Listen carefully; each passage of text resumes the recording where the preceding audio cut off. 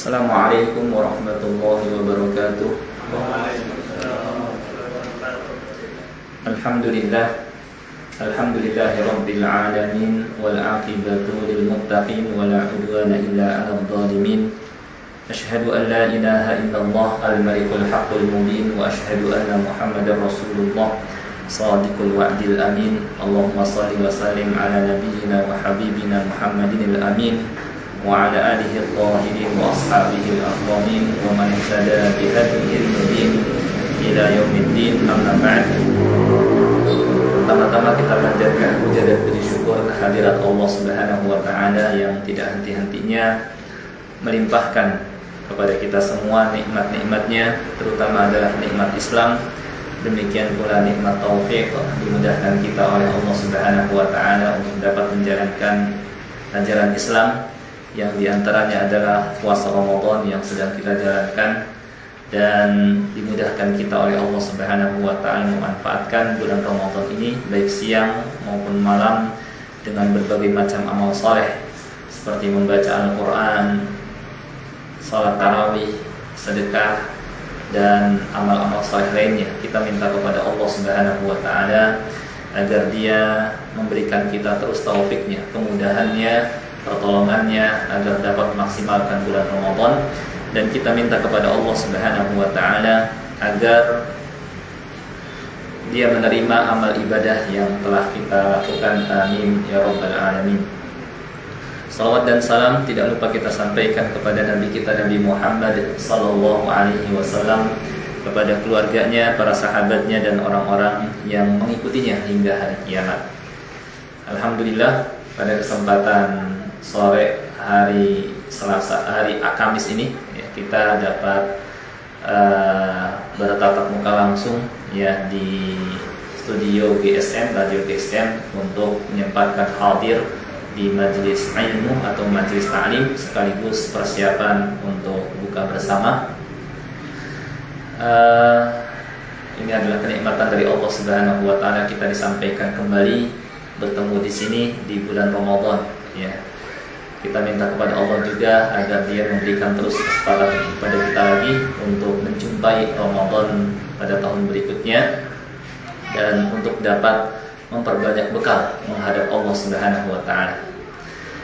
Para pendengar Radio GSM dan jamaah yang hadir di studio, seperti yang disampaikan bahwa pada kesempatan sore ini insyaallah kita akan membahas masalah qadha, kafarat, dan fidyah dalam berpuasa. Tetapi sebelum saya sampaikan materi ini, karena waktunya insyaallah cukup panjang sampai menjelang berbuka, maka saya menyampaikan sedikit pengantar dulu ya sebelum kita bahas materi-materi ini.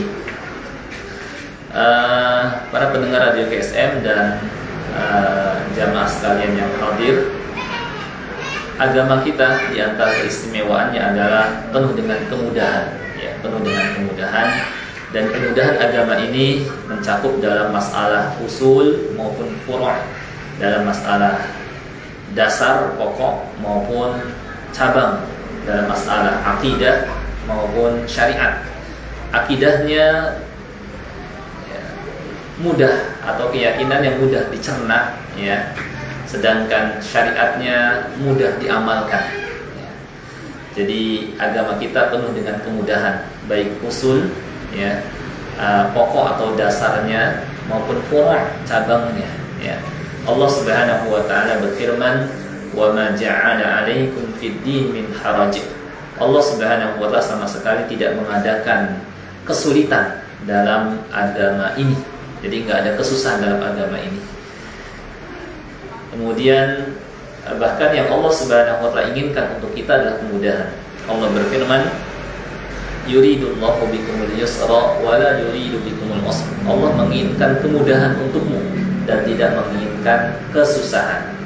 Oleh karenanya ada sebuah kaidah fiqhiyah yang masyhur, yaitu al-masyaqqah tajlibut taysir, termasuk kaidah kubra dalam fiqh bahwa kesulitan mendatangkan kemudahan. Ketika ada kesulitan maka di situ ada kemudahan. Di mana di antara cabang kaidah ini adalah idza daqal amru tas'a wa idza tas'a daqa. Apabila suatu perkara semakin berat dijalani, maka disitulah ada kemudahan. Maka sebagaimana sabda Nabi SAW, "Sholli qa'ima", salatlah sambil berdiri. Fa illam tastati' fa qa'ida, kalau nggak bisa maka sambil duduk. Fa illam tastati' fa ala jambi, dan kalau nggak bisa juga maka silakan salat sambil berbaring.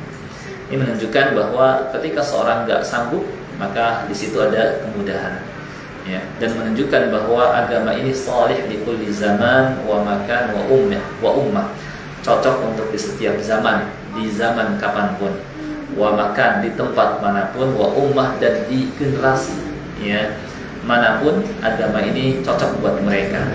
Bahwa barang siapa yang berpegang dengan agama ini, maka dia akan berada dalam kemajuan, maka dia akan berada dalam kebaikan, maka dia akan berada dalam kebahagiaan, ya. Dan Nabi SAW sendiri juga bersabda, "Inna dina yusr", sesungguhnya agama ini mudah, ya. Tadi saya terangkan mencakup dalam masalah usul maupun furu', baik dalam masalah pokok maupun cabang, semuanya penuh dengan kemudahan. Dalam masalah usul atau pokok atau masalah akidah, keyakinannya mudah dicerna karena sejalan dengan akal dan fitrah manusia. Apa contohnya? Ya, contohnya dalam konsep ketuhanan dalam Islam, ya, kita bisa melihat mudah dicernanya akidah ini, ya, kalau kita lihat surah yang sama-sama kita hafal, yaitu surah Al-Ikhlas, ya. Di surah Al-Ikhlas Allah Subhanahu wa ta'ala menerangkan konsep ketuhanan, ya, dalam agama ini. Dan kalau ada yang bertanya kepada kita seperti apa konsep ketuhanan dalam Islam, kita nggak perlu bingung menjawabnya. Cukup menjawab dengan surah Al-Ikhlas ini. Qul huwallahu ahad, katakanlah Allah Maha Esa. Allahus Samad, Allah adalah Tuhan yang seluruh makhluk bergantung kepadanya. Lam yalid, tidak beranak, walam yulad, dan tidak pula diperanakkan. Walam yakul lahu kufuwan ahad, dan tidak ada seorang pun yang setara, yang sama dengan Allah Subhanahu wa ta'ala. Konsep ketuhanan yang mudah, yang jelas, dan gampang dicerna, ya, bahwa Tuhan itu harus satu, nggak banyak, nggak berbilang. Karena kalau Tuhan itu banyak, ya, ada konsekuensinya. Ya, misalnya ada banyak kebijakan di alam semesta ini.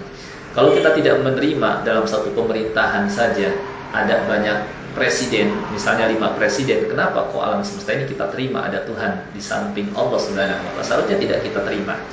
Karena konsekuensinya sebagaimana firman Allah, "Lau kana fihima alihatun illallah la fasadata." Kalau seandainya di langit dan di bumi ada Tuhan-Tuhan yang lain di samping Allah, akan hancur, nggak akan jalan alam semesta ini. Satu Tuhan menetapkan matahari kali-kali terbit dari barat, yang lain jangan dari barat, dari utara, yang lain dari selatan, di samping seperti biasa yang lain dari timur, nggak akan jalan, ya. Dan imbasnya juga kepada hamba itu akan bingung mana yang harus disembah. Kalau yang satu disembah, nanti yang lain cemburu dan lain sebagainya, ya. Maka dalam Al-Quran juga, wala'ala ba'duhum ala ba'd, dan pasti kalau ada banyak Tuhan yang lain di samping Allah, satu akan mengalahkan yang lain, ya. Maka konsep ketuhanan yang sejalan dengan akal dan fitrah manusia, Tuhan harus satu. Qul huwallahu ahad, Allahus Samad, Allah juga adalah Tuhan yang seluruh makhluk bergantung kepadanya.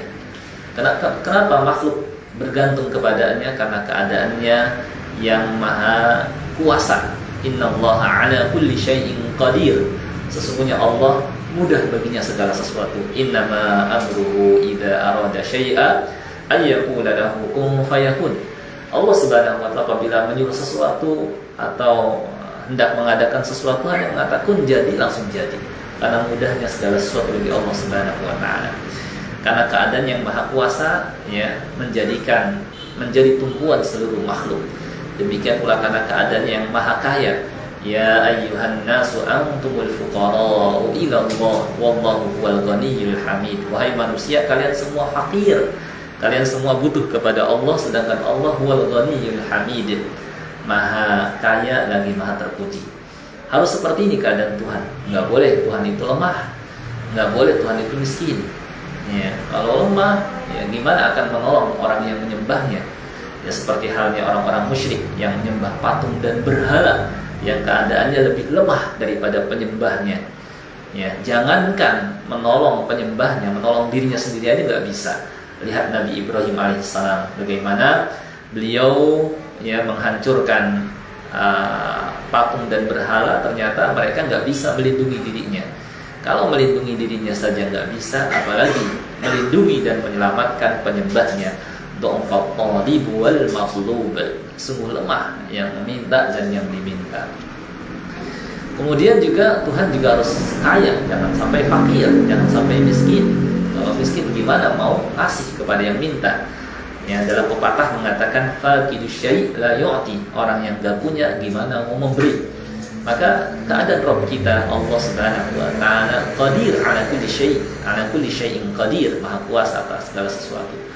Juga ghani 'anil 'alamin, tidak membutuhkan alam semesta, bahkan dia maha kaya menjadi tumpuan seluruh makhluk, sehingga menjadi pantaslah dia yang berhak disembah. Lam yalid, tidak beranak, wa lam yulad, dan tidak pula diperanakkan. Memang harus seperti itu Tuhan. Ya, karena kalau punya anak harus punya istri juga, dan ya anaknya juga harus sama keadaannya dengan Tuhan. Ya, jadi banyak nanti yang disembah. Wa lam yakul lahu kufuwan ahad, dan tidak ada seorang pun yang setara dengan dia. Konsep ketuhanan yang sejalan dengan akal dan fitrah manusia mudah dicerna bahwa Tuhan itu memang harus seperti itu. Nggak boleh Tuhan itu banyak, nggak boleh Tuhan itu lemah, nggak boleh beranak, dan nggak boleh ada yang setara. Karena kalau ada yang setara berarti yang lain juga berhak disembah. Ini akidahnya mudah dicerna, sedangkan syariatnya mudah diamalkan. Ya.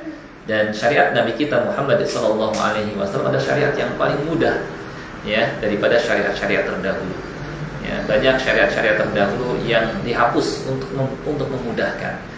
Bagaimana dulu di tengah Bani Israel, orang kalau kena najis itu digunting langsung pakaiannya.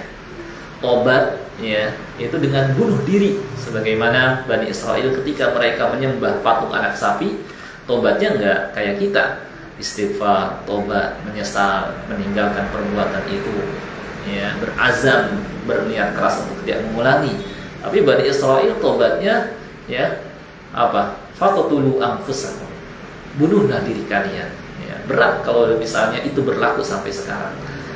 Ya, maka syariat kita syariat yang mudah daripada syariat-syariat umat terdahulu. Para nabi alaihi wassalatu wassalam usulnya sama. Ya, inti dakwahnya sama tauhid. Ya, agamanya sama Islam. Ya, tapi syariatnya berbeda-beda. Ya, sebagian ada yang Allah tetapkan, sebagian ada yang Allah hapus.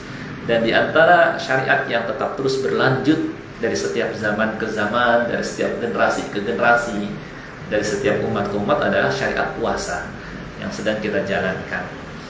Ya. Allah Subhanahu wa taala memiliki hikmah kenapa Dia terus mensyariatkan syariat ini, puasa ini, ya, setiap zaman, setiap generasi, dan bukan hanya umat Nabi Muhammad SAW, tapi umat-umat terdahulu. Umat Nabi Isa, umat Nabi Musa, dan umat-umat para nabi terdahulu pun sama disyariatkan puasa. Ya. Dan sudah menjadi kenyataan, ya, bahwa puasa inilah amalan yang paling efektif, punya pengaruh besar menjadikan seseorang bertakwa. Ya, karena pada puasa, ya, seseorang menahan diri dari apa-apa yang dia sukai, ya, dari makan, dari minum, dan dari syahwatnya. Ya. Dia dilatih menahan diri. Ya. Sedangkan kita tak tahu bahwa perbuatan maksiat itu kan yang mengantarkan ke neraka itu seringnya jadi indah dan nikmat sesuai dengan nafsu. Kata Nabi SAW, wa hufatin naru bisyahawat, dan neraka itu dikelilingi. Jalan yang mengantarkan ke neraka itu, ya, sejalan dengan nafsu, ya. Wa hufatin naru bisyahawat. Maka kalau seseorang mampu menahan dirinya dari yang diinginkan oleh nafsunya, ya, maka seperti makan, minum dan syahwatnya nantinya ketika ada perbuatan-perbuatan maksiat ya, yang sejalan selera dengan hawa nafsu, dia dapat menahan dirinya sebagaimana dia menahan dirinya dari makan, minum dan syahwatnya. Demikian pula puasa adalah ibadah yang berat. Puasa adalah ibadah yang berat. Seorang harus menahan diri dari makan dan minum ya, dari mulai terbit fajar hingga tenggelam matahari. Membutuhkan waktu yang lama, bukan sejam 2 jam, tapi berjam-jam. Dan bukan hanya sehari 2 hari, tapi berhari-hari sampai sebulan penuh. Ketika seorang sanggup memikul ibadah yang berat ini, perintah yang berat ini, maka nantinya ketika ada perintah-perintah berat lainnya, dia akan sanggup memikulnya.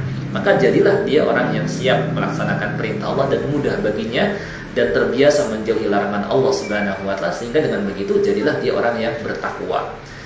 Di samping di puasa juga dia dilatih mengendalikan diri ya, padahal nafsu, hawa nafsu, kata Allah, wa inna nafsa la'ammaratun bisu, biasanya nyuruh kepada perbuatan buruk. Dilatih dia mengendalikan. Maka puasa Ramadan yang sedang kita jalankan pada hakikatnya adalah Allah sedang mentarbiyah. Allah Subhanahu wa Ta'ala sedang mendidik, melatih dan membiasakan kita. Jadi bulan Ramadan adalah syahrut tarbiyah, bulan di mana Allah Subhanahu wa Ta'ala mendidik hamba-hambanya dan melatih mereka menjadi orang yang bertakwa. Mereka yang berpuasa lisanul hal seakan-akan mengatakan, ya Allah, kami siap menerima pendidikan darimu. Maka siapa yang dididik oleh Allah Subhanahu wa Ta'ala, insya Allah dia dekat kepada ketakwaan. Sebaliknya mereka yang tidak berpuasa, lisanul halnya seakan-akan mengatakan, maaf ya Robbi, saya nggak siap dengan pendidikan darimu. Maka siapa yang lebih buruk ya daripada orang yang Robnya menginginkan kebaikan dan kebahagiaan untuknya, tapi dia menolaknya mentah-mentah sambil mengatakan, maaf ya Robbi, saya nggak siap menerima pendidikan darimu, sehingga dia tidak berpuasa di siang hari. Maka jauhlah dia daripada ketakwaan ya, jauhlah dia daripada ketakwaan. Meskipun ya puasa ini ya ibadah yang berat yang Allah Subhanahu wa Ta'ala syariatkan agar manusia bertakwa, tapi Allah Subhanahu wa Ta'ala Raufur Rahim, Ghafurur Rahim, Maha Pengampun lagi Maha Penyayang ya. La yukallifullahu nafsan illa wus'aha ya. Allah tidak membebani seseorang kecuali sesuai kesanggupannya. Maka dia memberikan yang namanya rukhsah ya, keringanan-keringanan. Sebagaimana dalam ibadah-ibadah yang lain juga ada keringanan-keringanan ya. Tadi sholat ya, ketika tidak bisa berdiri boleh sambil duduk, ketika nggak bisa duduk boleh sambil berbaring. Demikian pula sholat ketika tidak mampu menggunakan air boleh bertayamum ya. Demikian pula dalam ibadah-ibadah yang lain ya, ketika nggak sanggup berwudu dan mandi boleh bertayamum. Juga puasa yang sedang kita jalankan pun ada rukhsah, bahkan banyak rukhsah di sini. Ya, di antaranya diberikan keringanan bagi orang yang sedang safar untuk berbuka, ya, bagi orang yang sedang safar untuk berbuka. Hanya saja ada khilaf di kalangan ulama mana yang lebih afdal. Boleh sih, boleh dia berpuasa. Ya, kan dalam Al-Qur'an disebutkan ayyaman ma'dudat faman kana minkum maridun aw ala safar. Barang siapa yang di antara kalian sakit, berarti sakit udurnya boleh tidak berpuasa. Aw ala safar, atau sedang safar ya. Faman kana minkum maridun aw ala safarin fa'iddatun min ayyamin ukhra. Maka hendaknya dia mengqadha, membayar kalau sampai berbuka pada hari-hari yang lain. Fa'iddatun min ayyamin ukhra. Wa man tatawwa'a fa huwa khairul lah. Siapa yang melakukan amal yang lebih utama dengan dia berpuasa, lebih baik buat dia. Hanya saja ulama menerangkan bahwa orang yang berpuasa ini mana yang lebih afdal antara dia berpuasa atau berbuka. Yang rajih, yang kuat adalah tergantung kondisinya. Ya. Kalau ringan bagi dia berpuasa, maka puasa ya lebih utama. Ya. Dia dalam safarnya cuma duduk doang, dia nggak melakukan banyak kegiatan, nggak berjalan seperti zaman dulu mungkin yang nggak punya kendaraan. dia santai doang, ruangan tempatnya ber-AC, kendaraannya AC, bis AC, kemudian pesawat AC, kemudian kereta juga AC, ya nggak ngapa cuma tidur doang di situ, mendingan puasa. Cuma kalau ya dia harus naik turun tangga, kemudian dia harus setelah turun dia jalan ke sana kemari sampai terasa haus, maka dalam kondisi seperti ini berbuka lebih utama. Jadi sesuai dengan kondisi gitu. Nah, itu di antara keringanan yang Allah Subhanahu wa taala berikan ya. Dan ini termasuk di antara kemudahan agama ini. Di samping usulnya ya, dasar atau akidahnya mudah dicerna seperti yang tadi saya sampaikan, demikian pula syariatnya mudah diamalkan ya, mudah diamalkan ya, dari mulai tuntutannya yang sedikit ya, sholat yang 5 waktu ya, nggak menghabiskan waktu kita. Demikian pula zakat ya, tidak seluruh, tidak sebagian, tidak sampai sepertiga, hanya 2,5%. Itu pun ketika telah mencapai nisab ukuran wajib zakat dan telah berlalu haul ya. Kemudian banyak haji bagi yang mampu. Kalau nggak mampu maka ya gugur kewajiban darinya. La wajiba ma'al ajiz, tidak ada kewajiban kalau nggak sanggup ya. Maka demikian pula dalam puasa, bagi musafir silahkan, bagi orang yang sudah lanjut usia ya, dia terasa berat, silahkan berbuka ya. Dia boleh membayar fidyah. Nanti kita akan bahas pada kesempatan ini tentang yang namanya qadha, kafarat dan fidyah ya. Demikian pula bagi yang hamil, bagi yang menyusui ya, kemudian bagi yang sakit yang tidak diharapkan kesembuhannya juga boleh fidyah ya.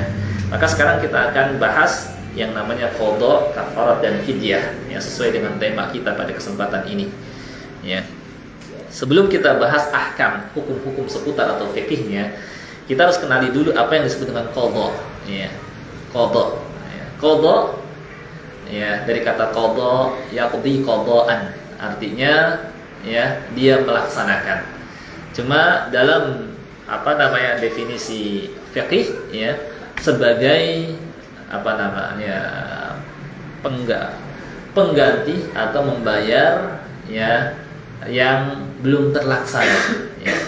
Misalnya di bulan Ramadan ini ya, karena ada uzur syar'i dia tidak berpuasa, entah karena safar, entah karena sakit ya, maka fa'iddatum min ayyamin ukhra, dia bayar pada hari yang lain, maka membayar inilah yang disebut dengan qadha ya. Asalnya adalah qadha kalau masih bisa membayar ya. Seperti orang yang sakit masih bisa diharapkan kesembuhannya, sakitnya cuma sebentar, cuma mungkin berapa hari, maka nggak bisa kembali kepada fidyah. Saya fidyah aja nggak bisa, harus qadha ya. Kemudian itu namanya qadha. Kemudian ada yang namanya fidyah ya. Fidyah secara bahasanya, dari fidyah itu tebusan secara bahasa. Cuma maksudnya adalah ya sebagai bukan ganti ya, sebagai, bisa juga ganti atau bayaran, bisa tebusan, bolehlah ganti juga dari puasa yang tidak dijalankan ketika dia tidak sanggup membayar mengqadhanya ya. Nanti akan diterangkan kepada siapa fidyah ini berlaku ya. Itu namanya fidyah. Kalau sudah fidyah, apakah perlu mengqadha ya? Kalau bagi orang yang sakit yang tidak diharapkan kesembuhannya ya, maka cukup fidyah, nggak perlu yang namanya qadha ya, atau ya nggak perlu namanya qadha. Kemudian orang yang sudah tua renta yang tidak sanggup berpuasa, maka cukup fidyah saja ya. Kemudian kalau yang hamil dan menyusui, nah di sini ada khilaf di kalangan para ulama. Sebagian ulama ya ada yang berpendapat cukup fidyah saja.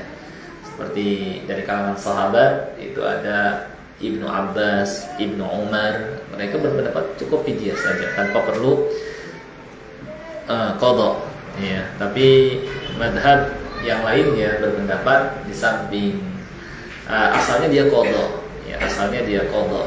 Kalau mengkhawatirkan kepada dirinya maka qadha, tapi kalau mengkhawatirkan janinnya maka qadha dengan fidyah, namanya kafarat. Ya, memang ada khilaf di kalangan ulama. Ya, tapi kalau seorang merasa saya lebih menguatkan pendapat Ibnu Abbas dan Ibnu Umar, maka silakan saja. Ya, baik. Nah, itu gambaran qadha dan fidyah. Di sana ada lagi yang namanya kafarat. Ya, kafarat. Ya, kafarat ini istilah untuk apa ya? Bayaran, ya, atau kewajiban yang dipikul oleh seseorang ketika melaksanakan salah satu, ya, yang dilarang dalam berpuasa, ya, yaitu berhubungan, ya, di siang hari, berhubungan suami istri. Ya, ada yang namanya kafarat. Nanti akan kita bahas. Ya. Baik, sekarang kita akan bahas satu persatu. Yang pertama al-qadha, ya, qadha. Ya. Ini saya ada risalah, ya, dari situs alukah.net, ya. Di sini disebutkan hukum yang pertama, fikih yang pertama, wa man aftara fi shaumi ramadan li udrin syar'i. Siapa saja yang berbuka di bulan Ramadan karena ada udzur syar'i, ya, udzur syar'i safar, ya, sakit, wanita haid, ya, nifas, ya, wa nahwihim dan sebagainya, fa innahu yajibu alaihi an yaqdiya ma fatahu bi'adadil ayyam allati afthara fiha. Maka kewajibannya adalah mengqadha, ya, hari-hari yang dia berbuka di situ, ya. Jadi hukum asalnya bagi musafir, bagi orang yang sakit, bagi wanita haid, bagi wanita nifas dan semisalnya, maka karena mereka enggak, kalau musafir dia boleh berbuka, boleh berpuasa. Sakit juga tergantung keadaannya. Ya, kalau memberatkan puasa maka dia bisa berbuka. Kalau mau puasa, kalau terasa ringan maka dia berpuasa, ya. Kalau haid wajib berbuka, nifas juga sama. Nah, sikap dia adalah mengqadha, ya.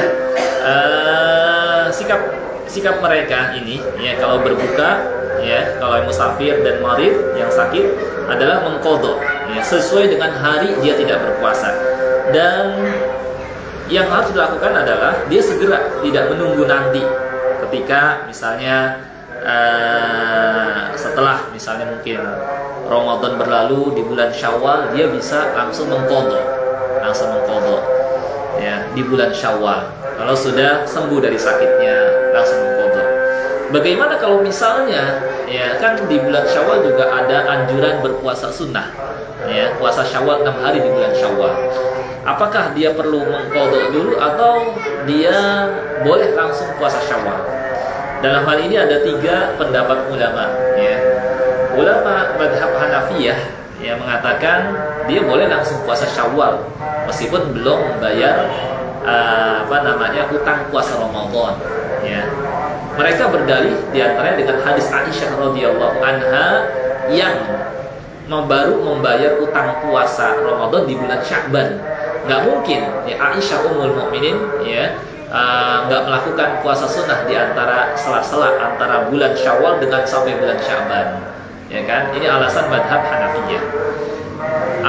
Pendapat yang kedua madhab Hanabilah, dan rata-rata para ulama Saudi berpendapat seperti ini, yaitu nggak bisa, dia harus puasa membayar utang puasa Ramadan dulu, ya, harus bayar dulu utangnya, baru setelah itu melakukan puasa Syawal. Mereka juga berdalih, yaitu man shoma ramadhana imanan wa ihtisaban, man shoma ramadhana thumma atba'ahu sittan min Syawal. Barang siapa yang shoma ini kan fi'il madhi, telah, berarti dia telah berpuasa sebulan penuh. Baru thumma atba'ahu sittan min Syawal, baru dia lanjutkan dengan 6 hari di bulan Syawal. Ya, berarti harusnya dia kerjakan dulu. Dalilnya ada, yaitu ini. Barang siapa yang berpuasa Ramadan, jadi telah menyelesaikan, baru dia lanjutkan, ya. Ini madhab Hanabilah. Ada lagi madhab Syafi'iyah, dan madhab Syafi'iyah terkenal madhab pertengahan, karena beliau Imam Syafi'i dulu hadir di Majlis Ahli Ra'yi, dan majlis ahli hadis. Majlis ahli ra'yi seperti madhab Imam Abu Hanifah, ya. Kemudian madhab ahli hadis seperti Imam Malik dan semisalnya, ya. Beliau hadir di majlis ini dan majlis itu, dan beliau mengatakan, saya akan menggabungkan antara dua madhab itu. Maka jadilah madhab Syafi'i yang pertengahan antara madhab ahli ra'yi dan madhab ahli hadis. Meskipun mereka ahli ra'yi dan ahli hadis, tapi tetap mereka nggak seperti kaum Mu'tazilah. Kaum Mu'tazilah mengedepankan ra'yu, pendapat akal di atas wahyu. Mereka ahli ra'yi dan ahli ahli hadis mengedepankan wahyu. Ya, Imam Abu Hanifah pernah mengatakan intinya alika bi tariqatis, alika bil athar, dahulukanlah athar, ya, wa alika bi tariqatis salaf, ya, dan peganglah jalan kaum salaf, menunjukkan bahwa para ulama madhab, baik madhab ahli ra'yi dan madhab ahli hadis, mengedepankan wahyu di atas akal, nggak seperti kaum Mu'tazilah. Nah itu Imam Syafi'i, ya, beliau menggabungkan madhab antara madhab ahli ra'yi dan madhab ahli hadis, sehingga madhabnya pertengahan. Beliau berpendapat, ya, bahwa boleh saja seseorang melakukan puasa sunnah Syawal meskipun masih punya utang puasa Ramadan, cuma kurang utama. Bagusnya, ya, dia kerjakan dulu puasa Ramadan, ya, baru kemudian dia kerjakan puasa Syawal pertengahan, ya. Kalau Hanabilah tetap harus puasa utang dulu dibayar. Hanafiyah menggampangkan, tapi Syafi'iyah pertengahan. Nah, seperti itu gambarannya, ya. Nah, itu maka bagusnya dia, ya, seorang ketika punya utang segera dibayarkan. Meskipun di bulan Syawal ada puasa sunnah, dia kerjakan dulu puasa Ramadan, ya, lebih aman, gitu ya. Karena antara wajib dengan yang sunnah tentu didahulukan yang wajib daripada yang sunnah, gitu ya. Dan boleh afdolnya segera kalau utang itu, ya, jangan ditunda, meskipun boleh, ya. Wala ya'tham bitakhir madama fi niyatihil qadha, dan tidak berdosa menunda-nunda selama dalam hatinya berusaha untuk membayar, ya. Nah, ini hukum yang pertama. Yang kedua, wa yajuzu ayyakuna qadha Ramadan mutatabi'an wa yajuzu tafriq fih, bahwa dalam membayar utang puasa Ramadan boleh berturut-turut, maksudnya nyambung. Boleh juga wa yajuzu tafriq fih, ya, selang-seling, atau dia maunya kapan, karena waktunya luas dari mulai bulan Syawal sampai bulan Sya'ban. Sehingga mungkin saya punya utang misalnya 5 hari nggak puasa, ya, maka mungkin di bulan Syawal 1 hari, nanti bulan, bagusnya sih selesai kan kalau 5 hari, cuma nggak apa-apa dia mungkin berturut-turut langsung sekaligus, boleh juga nanti lagi di bulan Dzulqa'dah, di bulan Dzulhijjah, di bulan Muharram, nggak apa-apa. Yang penting jangan sampai puasa wajibnya membayarnya itu sekalian pas puasa sunnah. Ketika dia misalnya puasa Syawal sekalian saya niatkan membayar, nggak bisa, karena nggak bisa sunnah menggantikan yang wajib, ya. Saya mau bayar utang puasa Ramadan pas sekalian puasa Senin Kamis, nggak bisa, atau pas sekalian puasa Ayyamul Bid, nggak bisa. Nah, itu hukum yang kedua. Yang ketiga,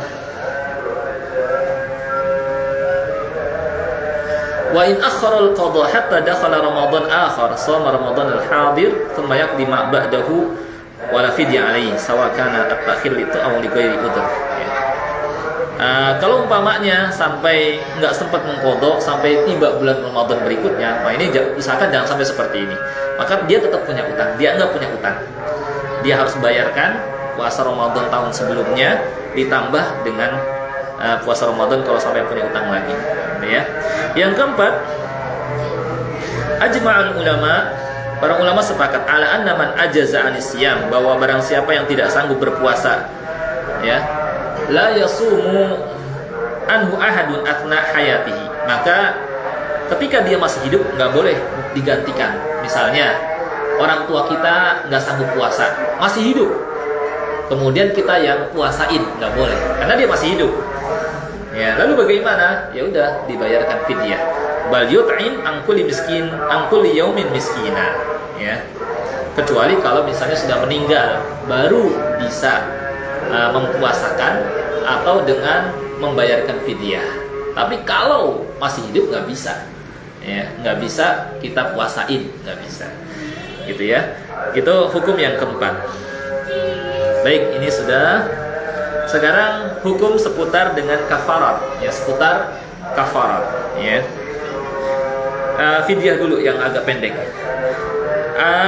Wa man kanat alaihil fidyah, barang siapa yang berkewajiban fidyah, kasyaikhil kabir, seperti orang yang sudah tua renta, ya, min ashabil a'dzar fi shaum, ya, dan wal mar'atil ajuz, dan perempuan yang sudah lanjut, maksudnya nenek-nenek yang sudah lanjut usia, wal hamil, wanita yang hamil, wal murdi', wanita yang menyusui, wa nahwihim, ya, dan semisalnya, ya, atau termasuk seorang yang sakit yang nggak diharapkan kesembuhannya, maka berlaku bagi mereka fidyah. Bagaimana? Memberi makan sehari nggak puasa satu orang miskin. Ukurannya, ya, dan bentuknya makanan pokok, tidak dengan uang, ya. Jadi kita berikan dalam bentuk makanan pokok sesuai dengan hari tidak dia puasa, dia tidak puasa. Dan boleh mentahan, misalnya berupa beras, ya. Beras bisa 2 mud atau setengah song, ya. Setengah song, 1 song kan 4 mud, setengahnya, ya, mungkin seukuran hampir, kalau 1 song itu kira-kira 2,04 kg, berarti setengahnya 1 kilo atau mendekati. Ada yang berpendapat 1 mud cukup, cuma kalau lebih utama ya 2 mud, ya. Kemudian kalaupun berupa makanan jadi juga nggak apa-apa, ya. Misalnya kita kasih 1 bungkus nasi berikut lauk pauk di dalamnya, ya.